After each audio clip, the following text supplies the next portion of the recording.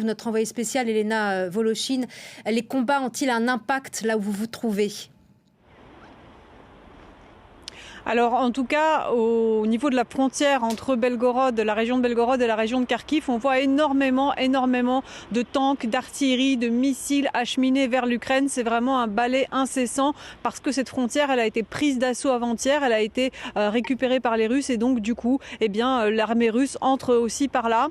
On n'a pas encore d'informations exactement sur le niveau d'intensité et le niveau d'avancée des Russes en territoire ukrainien, mais oui, on a entendu toute la nuit effectivement les bombardements. Aussi, dernières informations ici à Belgorod que je voudrais vous donner, et pour faire écho à ce que disait Clovis, il disait qu'il y avait une chasse aux agents russes avec l'arrestation notamment de leurs collègues journalistes. De notre côté, juste avant notre direct, nos collègues journalistes de médias russes indépendants ont aussi été arrêtés ici. Il s'agit des journalistes du journal Novaya Gazeta, dont le directeur Dmitri Muratov a été nommé prix Nobel de la paix lors de la dernière édition du prix Nobel, et d'autres journalistes du média indépendant Radio Svoboda qui lui a été déclaré agent de l'étranger par le régime de Vladimir Poutine. Et donc ces journalistes qui écrivent la vérité sur ce qui se passe en ce moment en Ukraine, ils viennent d'être arrêtés. On n'a pas encore de nouvelles sur qu'est-ce qu'on leur reproche exactement, mais ce qu'on sait, c'est que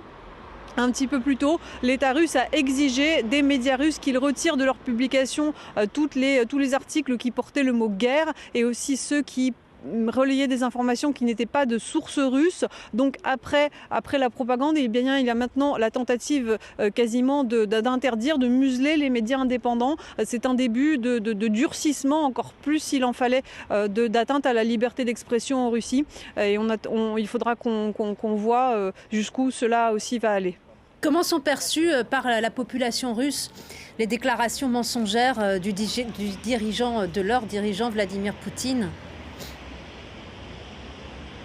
Elles sont prises monnaie pour argent comptant depuis maintenant 7 ans, où Vladimir Poutine a réécrit cette histoire à l'envers de la guerre en Ukraine, disant que c'était l'Ukraine qui attaquait ses propres populations russophones dans le Donbass, disant que l'Ukraine était un État nazi, disant que c'était l'OTAN qui représentait la menace la plus directe pour la Russie, et que la Russie n'a jamais attaqué personne mais ne faisait que se défendre, pour une raison qui est vraiment très difficile à comprendre de l'extérieur. Aujourd'hui, de très nombreux Russes avec qui l'on parle répètent encore une fois, malgré l'énormité de la situation, malgré le fait que leur pays a attaqué le pays voisin, ils répètent que c'est l'Ukraine qui est responsable, que soit c'est l'Ukraine qui attaque la Russie, soit c'est ce qu'elle mérite tout simplement, c'est ramener le bien par la force, rétablir la démocratie, l'ordre, laisser aux Ukrainiens le libre arbitre de leur choix, soi-disant d'après la porte-parole du ministère russe des Affaires étrangères, Maria Zakharova. Donc c'est tout ce discours qui est pris pour argent comptant par toute une partie de la population zombifiée par la propagande.